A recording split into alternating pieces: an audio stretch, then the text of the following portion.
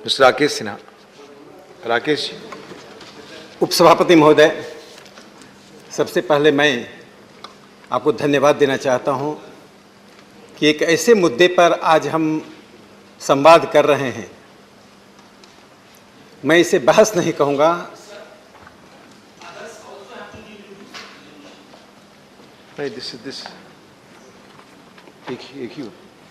मैं ऐसे मुद्दे पर मैं संवाद कर रहा हूं जिस पर इस देश में लंबे समय तक लंबी बहस की आवश्यकता है। जिस विषय को मैंने सभा के सामने रखा है वह विषय भारत की सामूहिक चेतना का विषय है। वह विषय पिछले 200 सालों से भारतीय मेधा उस विषय पर विमर्श कर रही है, लेकिन विमर्श की अल्पता के कारण जिस निष्कर्ष पर भारत को पहुंचना चाहिए था मन कर्म वचन से, उस पर हम देर से पहुंच रहे हैं। मैं एक छोटी सी घटना से अपने विषय को रखना चाहता हूं। 1783 में कालिदास की शकुंतला का अनुवाद विलियम जोन्स ने किया था। यह वह काल था जब जर्मनी और जर्मनी के विद्वान अपनी नाट्य शैली को फ्रांस के आधिपत्य से मुक्त कराने के लिए लगातार परिश्रम कर रहे थे। जर्मनी के नाट्य शैली पर फ्रांस का आधिपत्य था। फ्रेंच लिटरेचर का इतना आधिपत्य था कि जर्मन के लोग अपने आप को उसे का भाषाई शैली का गुलाम मानते थे। 1798 में फॉस्टर ने शकुंतला का अनुवाद विलियम जोन्स के अंग्रेजी अनुवाद से जर्मन में किया, और शकुंतला ने फ्रांस के विद्वानों के सैकड़ों साल के उस परिश्रम को, उस कठिनाई को दूर कर दिया, और शकुंतला ने फ्रांस के विद्वानों को नाट्य शास्त्र का रास्ता बताया, और उस समय से जर्मनी अपने शैली में फ्रांस की दास्ता से मुक्त हुआ। यह एक छोटी सी घटना है कि हमारे इस कालिदास के एक शकुंतला नामक नाटक ने जर्मन के साहित्य पर, जर्मन के विद्वानों पर क्या प्रभाव डाला। एक दूसरे पुस्तक का नाम लेना चाहता हूं, विज्ञान भैरव तंत्र। सभापति महोदय, आज पूरी दुनिया में कॉन्शसनेस पर डिबेट चल रहा है। न्यूरोसाइंस बार बार चेतना के ऊपर शोध कर रहा है, विमर्श कर रहा है। भैरव विज्ञान तंत्र में 112 प्रकार के कॉन्शसनेस की बात कही गई है। शिव और पार्वती संवाद में पार्वती जी ने पूछा है शिव से कि हम स्पेस और टाइम से ऊपर जाकर किस प्रकार से यथार्थ को देख सकते हैं। उस पर शिव का उत्तर होता है पार्वती जी से, 112 प्रकार के मेडिटेशन से, साधना से हम टाइम और स्पेस की सीमा से, transcending the time and space, हम यथार्थ की अनुभूति कर सकते हैं। तो भारत की जो यह ज्ञान परंपरा थी, उसी ज्ञान परंपरा से संबंधित मेरा यह विषय है। उसी ज्ञान परंपरा पर जो आघात औपनिवेशिक काल में हुआ, वह आघात कैसा था और क्यों था। 2 फरवरी 1835 को मैकाले ने ब्रिटिश सदन में, संसद में एक बात रखी, I travel length and breadth of India, I could not see a single beggar, a single thief. मैं पूरे भारत का भ्रमण किया, मैंने एक भी भिखारी और एक चोर नहीं पाया। सच ए वेल्थ, सच ए मोरल वैल्यूज, सच ए हाई कैलिबर। क्या भारत का यह नैतिक मूल्य है क्या भारत के पास धन है? क्या भारत के पास वह कार्य करने की क्षमता है? कहा कि अगर ऐसा ही रहा तो हम भारत को कभी जीत नहीं सकते। फिर उस ब्रिटिश संसद के सामने मैकाले ने कहा, यदि भारत पर आधिपत्य स्थापित करना है तो we have to attack the very bedrock of India. उसकी कमर पर चोट करना पड़ेगा। What is that bedrock? उसने आइडेंटिफाई किया, उसने चिन्हित किया। वह भारत की का जो बुनियाद है, that is a cultural and civilisational heritage of India. Bharat के वह सभ्यताई सांस्कृतिक जो विरासत है, जो उसकी ताकत है, उस पर अटैक करना पड़ेगा, उस पर आक्रमण करना पड़ेगा। फिर उसने एक रास्ता दिखाया। उसी संसद में, ब्रिटिश संसद में बोलते हुए मैकाले ने कहा, इसका एकमात्र रास्ता है कि हम भारत की ओल्ड एंड एंशिएंट शिक्षा पद्धति को, भारत की प्राचीन शिक्षा पद्धति को हम अपनी शिक्षा पद्धति से विस्थापित कर दें। उसका परिणाम क्या होगा? उसने सदन को बताया। उसके कारण भारत के लोगों में एक हीन भावना के हीन ग्रंथि विकसित होगी और जो भी फॉरेनर है, जो भी इंग्लिश है, वे उसे गुड एंड ग्रेटर समझेंगे, उसे अच्छा और महान समझेंगे। और ऐसा कहते हुए उसने भारत में शिक्षा पद्धति लाने की जो प्रस्ताव दिया, उसे अंग्रेजों ने स्वीकार कर लिया। सभापति महोदय, उसका परिणाम क्या हुआ? मैं उस पर बहुत प्रकाश नहीं डालूंगा, चूंकि हर हिंदुस्तानी उसके परिणाम को जानता है। महात्मा गांधी ने लंदन में 1931 में दिए गए अपने लेक्चर में कहा था कि आपने एक सुंदर वृक्ष को काट दिया है। वो भारत की उसी शिक्षा पद्धति की ओर इंगित कर रहे थे। उसी वर्ष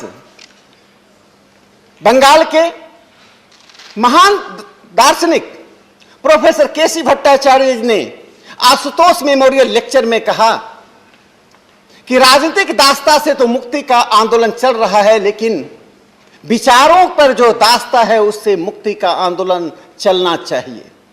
राजनीतिक दास्ता को समाप्त करना, राजनीतिक दास्ता को अनुभूति कर लेना, राजनीतिक दास्ता को देख लेना आसान होता है, लेकिन वैचारिक दास्ता को, संस्कृति की दास्ता को देखना, अनुभूति करना, उससे मुक्ति पाना कठिन होता है। ये दोनों ही संवाद 1931 का है। लेकिन ये दास्ता का प्रभाव कितना है, उसका मैं एक उदाहरण देना चाहता हूं।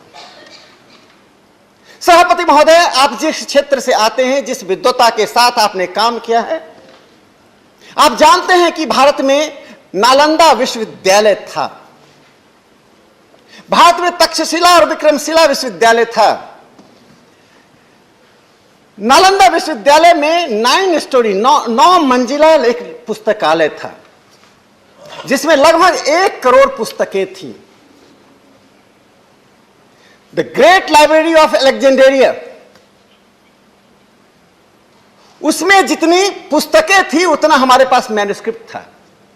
सभी विद्वानों का मानना है कि अलेक्जेंड्रिया के पुस्तकालय में 2 से 7 लाख पुस्तकें थी और हमारे पास उस वक्त 10 लाख मैन्युस्क्रिप्ट नालंदा विश्वविद्यालय में था। 10,000 में 8,000 छात्र थे, 2,000 शिक्षक थे। ये वो थे जो एक चींटी को भी मारना गुनाह मानते थे। शिक्षा का वह केंद्र जहां तिब्बत से, चीन से, अरब के देशों से छात्र शोधार्थी आते थे, बख्तियार खिलजी ने उसमें आग लगा दिया। दुनिया के इतिहास में ज्ञान पर यह सबसे बड़ा हमला था। 8,000 छात्र, 2,000 शिक्षक मार दिए गए। खिलजी की सेना ने पूछा कि इन पुस्तकों में क्या है, बताने वाला कोई बचा नहीं था। आग 3 महीने तक लगी रही। लेकिन महत्वपूर्ण बात यह नहीं है कि आग लगा दिया गया, आग 3 महीने तक जली, ये तो घटना मात्र है। अलेक्जेंड्रिया की लाइब्रेरी का पतन आग लगने से हुआ, लेकिन आग लगाया नहीं गया, आग वहां पहुंच गई थी। सीजर भी चाहता था अलेक्जेंड्रिया की लाइब्रेरी का पतन हो। वे सब लोग जो मानवीय चेतना से डरते हैं, जो मानव के संकल्प से डरते हैं, ज्ञान मानव में चेतना का विकास करता है। ज्ञान से मानव में संकल्प आता है। वही चेतना और ज्ञान ने तो दांडी नाम के साधु को, जो अर्धनग्न गंगा किनारे बैठे हुए, उसने विश्व विजेता सिकंदर को चुनौती दे दिया कि मैं तुम्हें राजा नहीं मानता। वही ज्ञान की चेतना है जो अर्धनग्न गांधी को, जो आधे वस्त्र पहनकर जब ब्रिटेन गए तो उन्होंने कहा मैं इसी वेशभूषा में राजा या रानी से मिलूंगा। गंगाधर शास्त्री गांधी से पहले बनारस के वे विद्वान साधक थे। लॉर्ड कर्जन ने उन्हें बुलाया, उनके वेशभूषा के लिए अधिकारी आए, बोले यदि कर्जन को मिलना है तो मैं इसी वेशभूषा में जाऊंगा, मैं भारतीय हूं, मैं भारतीय बनकर जाऊंगा। कर्जन को मिलना है तो कर्जन जिस वेशभूषा मिले, मेरी कोई शर्त नहीं है, शर्त हमारी यही है कि मैं भारतीय बनकर मिलूंगा। ये भारत है, ये ज्ञान केंद्रित सभ्यता है। तो जो मैं कहना चाहता हूं, हम में से कोई भी जाकर गूगल सर्च करे, जिसकी 1 करोड़ पुस्तकें, 10,000 मैन्युस्क्रिप्ट, 8,000 विद्यार्थी, 2,000 शिक्षक मार दिए गए, जिस विश्वविद्यालय में दुनिया भर के लोग आते थे उस विश्वविद्यालय को जला दिया गया। नालंदा विश्वविद्यालय को गूगल में सर्च कीजिए, 71,65,000 सर्च मिलेगा। अलेक्जेंड्रिया विश्वविद्यालय जिसमें सिर्फ 7 लाख पुस्तकें थी, किसी की हत्या नहीं हुई, उसको सर्च कीजिए।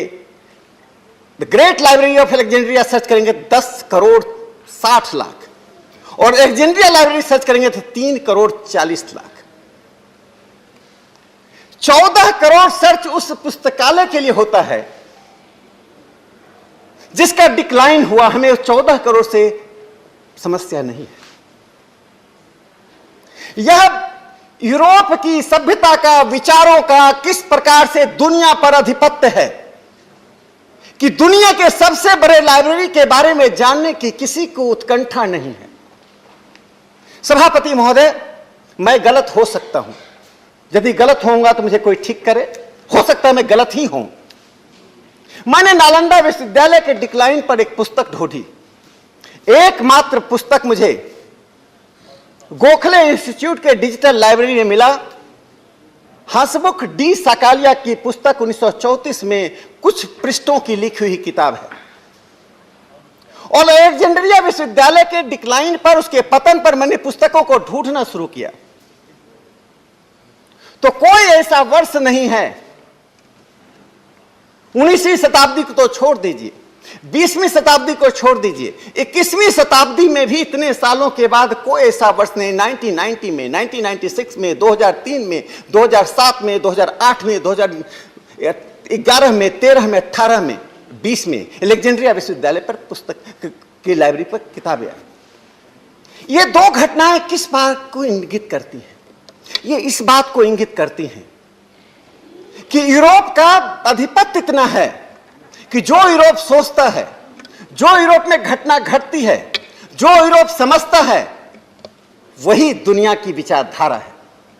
जो आप सोचते हैं, जो आपके यहां घटना घटती है, जो आपके यहां दर्शन है, चाहे उसका मैग्नीट्यूड जितना भी बड़ा हो, चाहे उसकी इंटेंसिटी कितनी भी अधिक हो, वह दुनिया की विचारधारा नहीं है। इस घटना के द्वारा मैं ये प्रमाणित करना चाहता हूं कि कैसे यूरोप केंद्रित विचारधारा भारत पर हावी है। सभापति महोदय, स्वतंत्रता का जो संग्राम चला तो हमने राजनीतिक विरोध किया, हमने आर्थिक शोषण के खिलाफ आवाज उठाई। दादा भाई नौरोजी ने 1901 में poverty and British rule of India लिखा और कहा 500 मिलियन पाउंड ब्रिटेन ले जा चुका है। लेकिन दादा भाई नौरोजी से पहले भी 1841 में 30 जुलाई 1841 से लेकर 7 नवंबर 1841 तक, 30 जुलाई 1841 से 7 नवंबर 1841 तक बॉम्बे गजट में भास्कर पांडुरंग नाम के एक स्कॉलर ने 8 लेटर्स टू द एडिटर लिखा। संपादक के नाम लिखे गए 8 पत्रों ने ब्रिटिश साम्राज्यवाद को इतना प्रतीक्षात्मक बना दिया।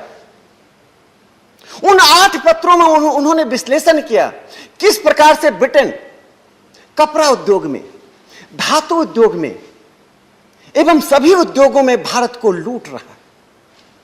और अभी उत्साह पटनायक जो जवाहरलाल नेहरू विश्वविद्यालय से जुड़ी हुई है, उन्होंने लिखा कि $49 ट्रिलियन ब्रिटेन भारत से ले जा चुका है।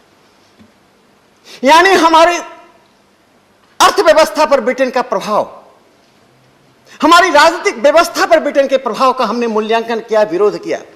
लेकिन जब हमारी संस्कृति पर, शिक्षा पर प्रभाव हो रहा था तो दार्शनिक भाव में उसका विरोध होता रहा, वह भी सीमित रूप से उसका विरोध होता रहा। मैंने महात्मा गांधी का उल्लेख किया, जिन्होंने भारत की शिक्षा व्यवस्था पर हुए आक्रमण पर ब्रिटेन में जाकर कहा कि आप beautiful tree, you are attacking on a beautiful tree, we have cut down a beautiful tree. हमने केसी भट्टाचार्य की बात की, जिन्होंने स्वराज इन आइडिया की बात कही। लेकिन संस्कृति पर जब आक्रमण होता रहा तो उस आक्रमण को हम सहते रहे। यही कारण है कि आजादी के बाद आज हमारी वैचारिक प्रक्रिया, हमारी विचारधारा, हमारे सोचने का तरीका, हमारी कल्पना सभी यूरोप केंद्रित है। आज आवश्यकता क्या है? Decolonisation of imagination. अपनी कल्पनाओं का डीकोलोनाइज करने की जरूरत है। हम कल्पना क्या करते हैं, हम बनना कैसा चाहते हैं। यदि यह रोल मॉडल अमेरिका और यूरोप बना रहेगा, किसी सभ्यता से कोई संघर्ष नहीं होता है। भर्तृहरि 5वीं शताब्दी के विद्वान थे। भर्तृहरि ने 5वीं शताब्दी में कहा, ज्ञान की वृद्धि दूसरे संस्कृतियों और सभ्यताओं और विचारधाराओं से निरंतर संवाद से होता है। लेकिन उन्होंने एक अंत में सत्य रखा, जो लोग दूसरे से संवाद करते हैं, क्या वे अपनी परंपराओं को जानते हैं?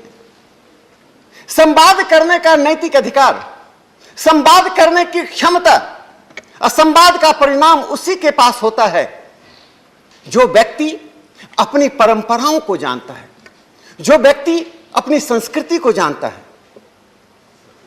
इस प्रकार भर्तृहरि के बाद यशो विजय ने ज्ञानसार नाम की पुस्तक लिखी, एसेंस ऑफ नॉलेज। उसमें 32 ऐसे विशेषताएं बताई गई जो एक विद्वान को, एक बुद्धिजीवी में होना चाहिए। उस विद्वान बुद्धिजीवी की 32 विशेषताओं में संवाद की शैली कैसी हो, उसे बताने की कोशिश हुई। और मैं एक विद्वान को उद्धृत करना चाहता हूं, शांति देव। मैं इन तीनों को इसलिए उद्धृत करना चाहता हूं, जब हम डीकोलोनाइजेशन की बात करते हैं, जब हम भारत की ज्ञान परंपरा की बात करते हैं, तो हम किसी के विरुद्ध नहीं हैं, किसी को हटाना नहीं चाहते हैं, हम किसी को एक्सक्लूड नहीं करना चाहते हैं, हम सर्वसमावेशी होना चाहते हैं। शांति देव बुद्धिस्ट स्कॉलर थे।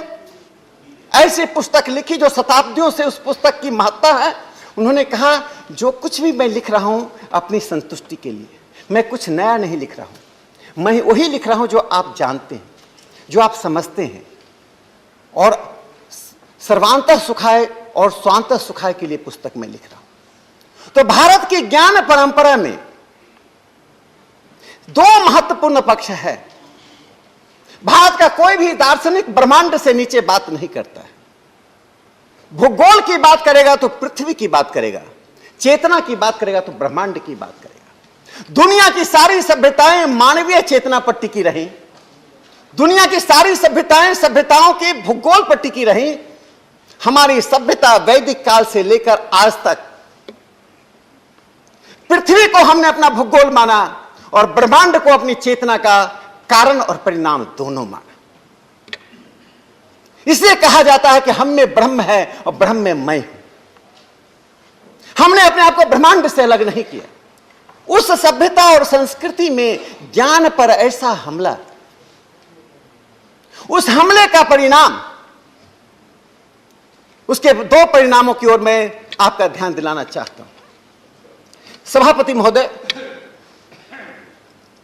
जब हेवेल ने कहा, HV Havells art school of Kolkata के प्रिंसिपल थे, रविन्द्रनाथ टैगोर के साथ काम किया था।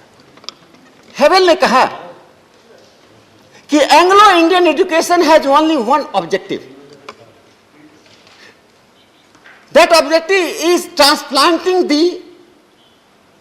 Intellectual impressions of Oxford and Cambridge. Anglo Indian जो शिक्षा व्यवस्था है उसका एकमात्र उद्देश्य है भारत के लोगों में जो ऑक्सफोर्ड और कैम्ब्रिज में विमर्श चलता है, जो उनकी सोच है, जो उनकी दृष्टि है, उसी को छाप देना, भारतीयों को उसका कार्बन कॉपी बना देना, उसके अनुकूल सोचना, उसके अनुकूल व्यवहार करना, उसी को अपना आदर्श मानना। जब मैं बार बार विदेशियों को उद्धृत करता हूं तो मुझे लाला लाजपत राय का दुखी भारत में, अनहैप्पी इंडिया, आपको ध्यान होगा 1927 में कैथरीन मेयो ने भारत की आलोचना करते हुए यहां की महिलाओं की अवस्था, यहां के दलितों की अवस्था, यहां जाति व्यवस्था के परिणामों का जिक्र करते हुए, सुविधाओं के अभावग्रस्तता को उल्लेख करते हुए, मदर इंडिया में पुस्तक का नाम से तो लगता है जैसे कोई बहुत अच्छी पुस्तक हो, भारत की ऐसी आलोचना की, भारत की ऐसी तस्वीर प्रस्तुत की जिस पर गांधी जी ने कहा था, this is report of drain inspector. जो ड्रेन इंस्पेक्टर का रिपोर्ट है, I don't read this book. एक तरफ गांधी ने किताब को खारिज किया, दूसरी तरफ लाला लाजपत राय ने उसी किताब का प्रतिवाद करने के लिए अनहैप्पी इंडिया, दुखी भारत नाम की पुस्तक लिखी। उस पुस्तक में उन्होंने जो लिखा, और आज जब मैं हेवेल को कोट किया, आज जब मैंने मैकाले को कोट किया अपनी दुर्व्यवस्था के लिए भी और दुर्व्यवस्था से निकलने के लिए भी, जब विदेशों को कोट किया, इस पर उन्होंने भी जब ऐसे लोगों को उद्धृत किया तो उन्होंने लिखा, nothing is more humiliating than have necessity to quote foreigners in defence. इससे बड़ा कोई दुर्भाग्यपूर्ण, इससे बड़ा कोई बड़ी बात नहीं हो सकती कि हम विदेशियों को उद्धृत करते हैं। उन्होंने कहा, this process itself shows the infinity complex.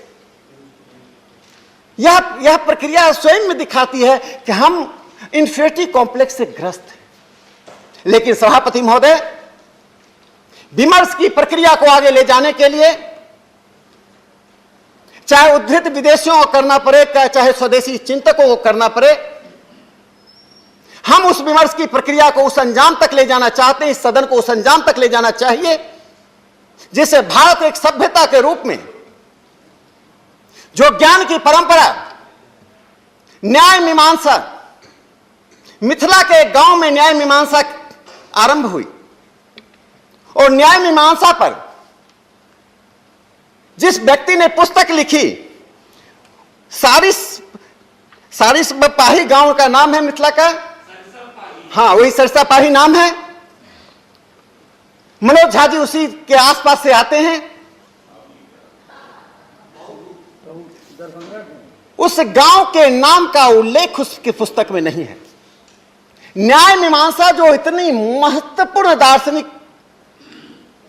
हस्तक्षेप रहा, पूरी सभ्यता में न्याय मीमांसा का हस्तक्षेप रहा, उसका उल्लेख तक नहीं है। नवद्वीप नादिया में बंगाल से जो मेरे मित्र आते हैं, उसे ऑक्सफोर्ड ऑफ इंडिया कहा जाता है। क्या ऑक्सफोर्ड नादिया का मुकाबला करता? उस नवाद्वीप का मुकाबला करने की ताकत एक नहीं 100 ऑक्सफोर्ड में नहीं था। दबाव, आधिपत्य, और जिसे टॉल्स्टॉय की पुस्तक का अनुवाद करते हुए, अब हम क्या करें, इस पुस्तक का अनुवाद काका कालेकर ने किया तो उस प्रस्तावना में लिखा, उस जो शब्द का प्रयोग किया, प्रतिष्ठित अकर्मण्य। दो तरह के अकर्मण्य होते हैं, एक तो स्वभाव से अकर्मण्य होते हैं, एक ऐसे तो जो प्रतिष्ठित होते हैं लेकिन अकर्मण्य होते हैं। हम बुद्धिजीवी जो दशकों से, शताब्दियों से प्रतिष्ठित अकर्मण्य बनकर रहे, ऑक्सफोर्ड को कहना चाहिए था कि नादिया ऑफ ब्रिटेन। कालिदास के बारे में कहा जाए, शेक्सपियर को कहना चाहिए था कालिदास ऑफ ब्रिटेन। उसकी जगह कालिदास को कहा जाता है शेक्सपियर ऑफ इंडिया। तो मैं जो कहना चाहता हूं, गगनेंद्र नाथ ठाकुर, अगर नाम में कुछ गलती होगा तो बताएंगे सरकार साहब, रविन्द्रनाथ टैगोर के परिवार से आते थे। उन्होंने मेकाले के पूरी परियोजना को एक कार्टून से दिखा दिया। उस कार्टून का नाम था विद्या कारखाना। हमारे दक्षिण के मित्र लुंगी की तरह धोती पहनकर आए, बिहार उत्तर प्रदेश के लोग धोती पहनकर आए, कोई पैजामा पहनकर आए, उस कारखाने में गए और उधर से पैंट कोट टाई पहनकर निकले। उस विद्या कारखाना ने बता दिया कि मेकाले ने इस देश की विद्या के स्रोत पर, उस देश में जहां ज्ञान की परिभाषा अलग है। जब मैं डिकोलोनाइजेशन की बात कर रहा हूं तो पहले मैं ज्ञान की परिभाषा स्पष्ट कर दूं कि पश्चिम ज्ञान को किस रूप में देखता है और भारत ज्ञान को किस रूप में देखता है। पश्चिम में knowledge is a power, knowledge को वेल्थ की तरह ताकत माना गया। नॉलेज से कैरियर बनता है, नॉलेज से अधिपत्य रहता है, इसीलिए नॉलेज के खिलाफ अभियान चलता रहा। बख्तियार खिलजी ने यहां जलाया, सीजर ने अलेक्जेंड्रिया में उसके पतन का कारण बना। लेकिन हमारे यहां नॉलेज को कहा जाता है purifier, not the power purifier. यह भर्तृहरि ने कहा इनर सेल्फ में नॉलेज आता है, तो हम भारत में ज्ञान को आंख से नहीं, मुंह से नहीं, कान से नहीं, मस्तिष्क से देते हैं। Eyes of mind. ज्ञान का उद्देश्य होता है मस्तिष्क में चक्षु का विकास करना, आंखों को विकसित कर देना। जब हम आंख बंद करके, मुंह बंद करके, कान बंद करके पूरी दुनिया को देख लेते हैं, वो ज्ञान होता है, जिसको शिव ने पार्वती से कहा 120 टाइप्स मेडिटेशन। तो ज्ञान के यह दो प्रकार जो पश्चिम और पूर्व का है, उसे हम भारतीयों को समझना पड़ेगा। आगे मैं दूसरी बात का जिक्र करना चाहता हूं। भारत की परंपराओं में जब न्याय दर्शन और नव न्याय विकसित हुआ, हम सब जानते हैं कि जीरो के आविष्कार से लेके इनफाइनाइट का, रामानुजम पर जब फिल्म बना तब हमें पता चला the man who knew infinite. उसके पहले हमको ज्ञान नहीं था। मुनि कश्यप, चारवाक और सुश्रुत मेडिसिन के क्षेत्र में, मेडिकल चिकित्सा के क्षेत्र में जो उन्होंने दिया वह पूरी दुनिया ले गई। लेकिन मैं जिस बात को रेखांकित करना चाहता हूं, जो भारत की नई पीढ़ी को जानना और समझना चाहिए, जो गेमिंग में लगे हुए हैं, जो अन्य प्रकार से अपने आप को उलझाए हुए हैं। सभापति महोदय, हम सबने पंचतंत्र का नाम सुना होगा। यह पंचतंत्र क्या है? विष्णु शर्मा के द्वारा लिखा गया पंचतंत्र। लेकिन इसकी जो महत्वपूर्ण बात है, 50 भाषाओं में 200 प्रकार के पंचतंत्र प्रकाशित हो चुके हैं। 3/4 भाषाएं भारत की बाहर की हैं। 570 में, इस सदी में 570 में सभापति महोदय, बहुत दशकों के बाद, सदियों के बाद हमने एडी और बीसी लिखना बंद किया। बिफोर क्राइस्ट आफ्टर डेथ लिखना बंद किया। अब कंटेम्पररी एरा लिखते हैं, बिफोर कंटेम्पररी एरा लिखते हैं। आगे जाकर यह भी बदलने की जरूरत है, कंटेम्पररी एरा कहां से शुरू होगा? जहां से तुम शुरू होते हो या जहां से दुनिया की वैज्ञानिकता शुरू होती है।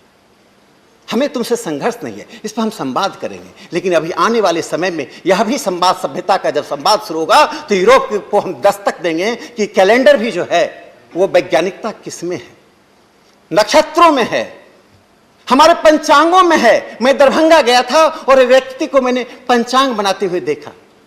उसको आप रिलीजन से जोड़ते हैं। जैसे दर्शन के बारे में कहा गया है, Indian philosophy has long been prosecuted as a religious activity. Bharat के दर्शन को एक सांप्रदायिक प्रक्रिया बताकर उसे एक्सक्लूड कर दिया गया दुनिया के दर्शन में। उसे पढ़ते भी थे, उसको इमिटेट भी करते थे, लेकिन अपने शब्दों में व्यक्त करके हमारे सामने प्रस्तुत करते थे। इसलिए कल्चर ऑफ मैथमेटिक्स भी चैलेंज में है। सभापति महोदय, जब हम वैदिक मैथमेटिक्स की बात करते हैं तो ऐसा लगता है कि हम सिर्फ वेद की बात कर रहे हैं। मैथमेटिक्स अपने आप में प्योर नहीं होता है। सीपी राजू नाम के व्यक्ति ने इस पर बहुत काम किया, अनेक लोग काम कर रहे हैं। मैथमेटिक्स एक कल्चर से पैदा लेता है और मैथमेटिक्स की जो धाराएं होती हैं उसमें 90% तो वही होता है, लेकिन 10% स्थानीयता से प्रभाव होता है। कैलकुलस हमें पहले मालूम था, कैलकुलस उनके पास, न्यूटन से पहले कैलकुलस भारत में मालूम था। तो ज्योमेट्री हो, अरिथमेटिक हो कि अलजबरा हो, वो भारत में पहले से विद्यमान था। तो क्या ये सिर्फ जनरल नॉलेज की बातें हो जाएगी? क्या सुश्रुत का नाम, बिहार के दानापुर जिसका नाम खगोल था, खगोल नाम क्यों पड़ा? तरगना नाम क्यों पड़ा? 2009 में जब नासा ने कहा कि खगोल में जाकर तरगना गांव से पूर्ण रूप से देखा जाता है सोलर एक्लिप्स को, तब हमने देखा कि खगोल आर्यभट्ट की नगरी है, जहां आर्यभट्ट का आज भी जन्मदिन मनाया जाता है। जिस गांव, मिथिला के जिस गांव का मैंने जिक्र किया, वहां न्याय दर्शन की परंपरा आज भी लोग जीवित किए हुए हैं। असम का मयांग गांव ही है, तासा शहर। मयांग गांव में तंत्र विद्या है। तंत्र विद्या को हमने भूत प्रेत पिशाच से जोड़ रखा है, ऐसा नहीं। तंत्र एक साइंटिफिक सिस्टम होता था। जब किसी चीज का डिक्लाइन होता है, जैसे ज्योतिष विद्या का डिक्लाइन हुआ, तो किसी की गिरावट से हम उसका मूल्यांकन नहीं करते, उसके अच्छे दिनों में, उसके अच्छे परिणामों से उसका मूल्यांकन करते हैं। लेकिन वह गांव को हम भूल गए, वह अध्ययन का केंद्र सिर्फ विदेशी पर्यटकों का रह गया। ऐसा नहीं हो सकता। सभापति महोदय, जो दूसरी महत्वपूर्ण बात है, 19वीं शताब्दी में और 20वीं शताब्दी में जब हमारे पास साधन और संसाधन का अभाव था, तब Rajendra Lal Mitra, Nava Gopal Mitra, Rajnarayan Basu, BC Pal, RK. Bhandarkar, V Venkaiah, बाद में दयानंद सरस्वती, लाजपत राय, तिलक, महर्षि अरविंद, विवेकानंद, एक बड़ी श्रेणी चली जो भारत की संस्कृति को, कला को, साहित्य को आगे बढ़ाने के लिए प्रयत्न करते रहे। तब न हमारी राज्य थी, न हमारा शासन था, न हमारे पास संसाधन था। यह कहते हैं पीढ़ियों की इच्छा शक्ति। यदि सभ्यता को बनाने की इच्छा शक्ति होती है तो तिलक पैदा लेता है, तब लाजपत राय पैदा लेता है, तब दयानंद सरस्वती पैदा लेता है, तब आर.के. भंडारकर पैदा लेता है। हमने 1915 में, जो बिहार से, बंगाल से लोग आते हैं, जानते हैं के.पी. जायसवाल। मैं के.पी. जायसवाल का नाम इसलिए उल्लेखित करना चाहता हूं। के.पी. जायसवाल 1915 में बिहार ओडिशा रिसर्च इंस्टीट्यूट की स्थापना की। 2 साल बाद आर.के. भंडारकर रिसर्च इंस्टीट्यूट की स्थापना पुणे में हुई। ज्ञान की जो ये परंपरा है वो अखिल भारतीय है, वो किसी एक सीमाओं तक सीमित हुआ नहीं है। मैंने जो के.पी. जायसवाल का नाम लिया, पेशे से लॉयर थे। वो ज्ञान की भारत में विधा क्या है? उनको संस्कृत किसने पढ़ाया? किसने डिप्लोमा नहीं दी, किसने डिग्री नहीं दी? वह व्यक्ति, एक बाबा जो उनके घर पे आता था, उसको बाल्टी बाबा कहते थे। उन्होंने उन्हें संस्कृत सिखाया, संस्कृत पढ़ाया। ऑक्सफोर्ड से लौट कर आए। 1913 में उन्होंने पहला लेख लिखा, introduction of the Hindu polity in modern review, जो रामानंद चटर्जी निकालते थे। मॉडर्न रिव्यू को हम सब जानते हैं कि मॉडर्न रिव्यू ने किस प्रकार से दुनिया के में भारत की संस्कृति को, भारत की स्वतंत्रता स्वाधीनता के आंदोलन को किस मौलिकता के रूप में रखा। तो हिंदू पॉलिटी में आज मैं उल्लेख इसलिए कहता हूं कि आजादी के बाद पहली बार, मैं ये नहीं मानता कि बाकी लोग नहीं मानते थे, लेकिन पहली बार भारत के प्रधानमंत्री श्री नरेंद्र मोदी जी ने सदन और सदन के बाहर डंके की चोट पर कहा कि India is the oldest home of democracy. Bharat लोकतंत्र का प्राचीनतम घर है। यह समाजशास्त्र की किताब में कहीं एक पंक्ति आती थी, उसमें वैशाली और मगध, वैशाली दो लक्ष्मी के गणतंत्र का सिर्फ उल्लेख होता था। मैं उस उल्लेख से बाहर जाना चाहता हूं कि हमारे गणतंत्र, मैं बस 5 मिनट में सभापति महोदय खत्म करता हूं। You can reply after everybody. लेकिन मैं इस विषय को ठीक से 5 मिनट मुझे दीजिए। No, he has time to reply.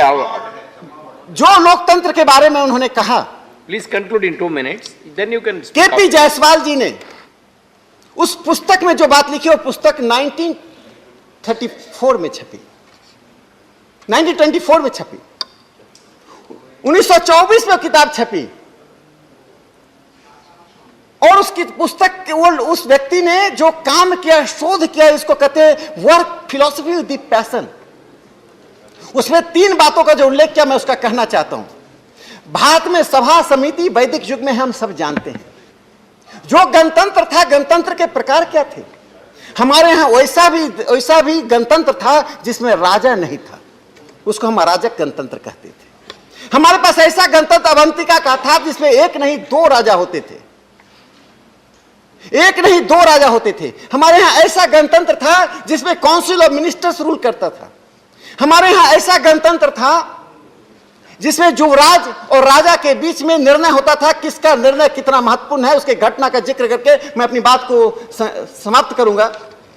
Ashok ने एक बार निर्णय लिया। अशोक के निर्णय को जब कैबिनेट ने डिस्कशन किया, प्लीज मूव द रेजोल्यूशन, तो युवराज को उसने बताया। युवराज ने कहा यह राज्य के हित में नहीं है, राज्य के ट्रेजरी से पैसा नहीं जाएगा।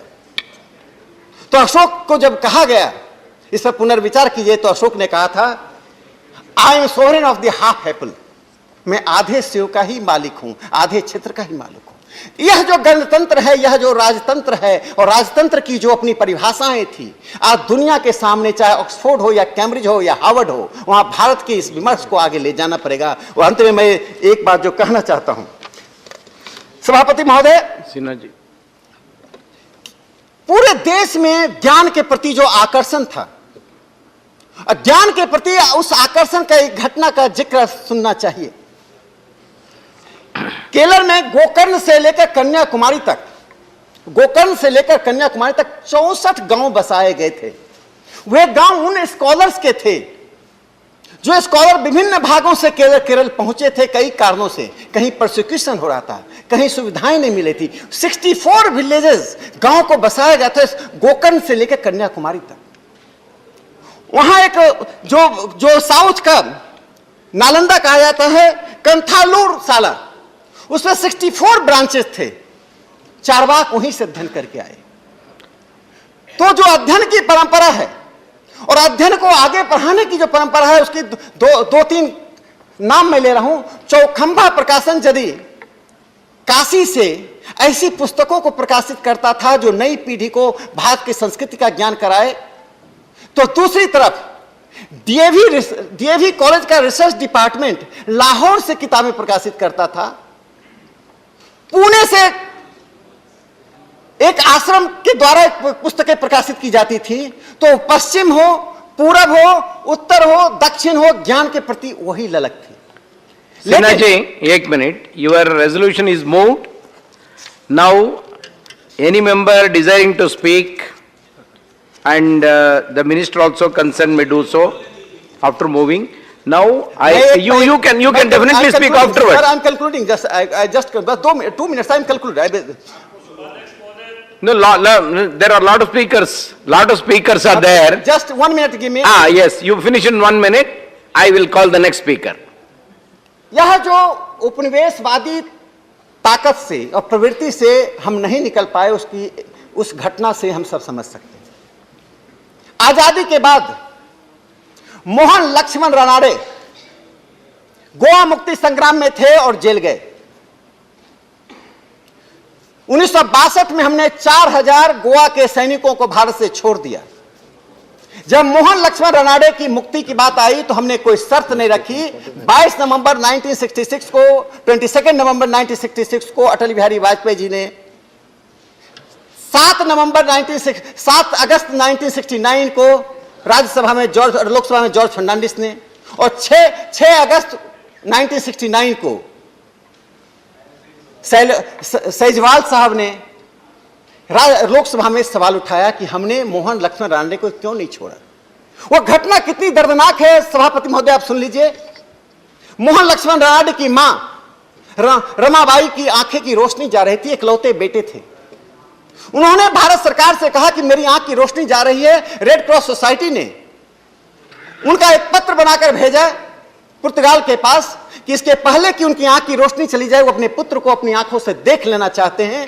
पुर्तगाल ने उसको खारिज कर दिया। हमारी सरकार रिहा नहीं करवा पाई। ये जो घटनाएं हैं, जिन घटनाओं के कारण आजादी के बाद जब कॉमनवेल्थ का सदस्यता ली जा रही थी, जब सीपीएम के सुंदरैया से लेकर भारतीय जनसंघ के लोगों ने कहा कि जिस कॉमनवेल्थ का आप सदस्य बन रहे हैं उसका हेड मोनार्क है, जो संशोधन हुआ है वो संशोधन सिर्फ फेस सेविंग है। जिस कॉमनवेल्थ का मेंबर बन रहे हैं वह देश आपको लूटता रहा है, आपको घसीटता रहा है। तो यह जो प्रवृत्ति है, उस प्रवृत्ति से निकलने के लिए आज देश को आत्मविश्वास चाहिए, देश को आत्मबल चाहिए। और इसी आत्मविश्वास आत्मबल के साथ हम अपने ज्ञान की परंपरा को आगे बढ़ाएं, ज्ञान की उन चीजों को आगे बढ़ाएं जो देश को एक सभ्यताई राष्ट्र के रूप में दुनिया के सामने विमर्श में रखे। इसी के साथ मैं अपने इस प्रस्ताव को सदन के सामने रखता हूं। धन्यवाद।